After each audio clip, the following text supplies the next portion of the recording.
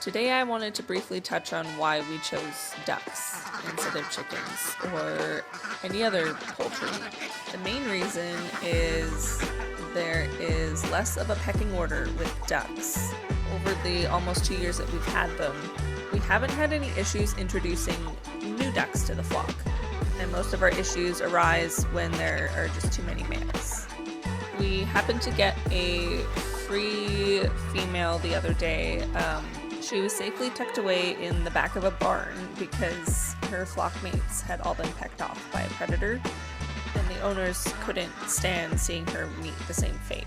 So they had reached out to other poultry owners on Facebook, and I was lucky enough to be the one to go pick her up.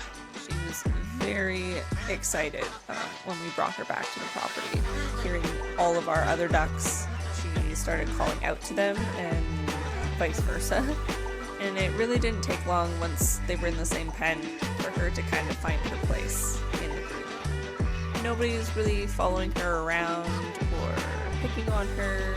She had a couple fights with some of our other females, which is fairly normal, but for the most part, there's been no drama.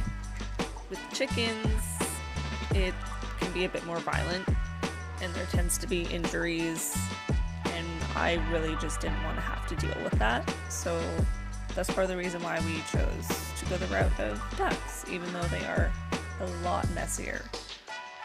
I'm not saying that's always the case with chickens, but the introductory process can be a lot longer and you do have to watch them.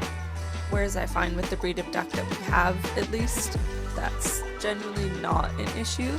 It might be because they are smaller, but we do also have some larger ducks in the flock, and they still are pretty non-problematic.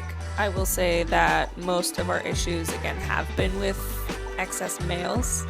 Typically, we weed out the ones that do chase after the females more or fight with each other, and unfortunately, those ones either need to leave the property or they are culled. That is just part of farming and proper flock management.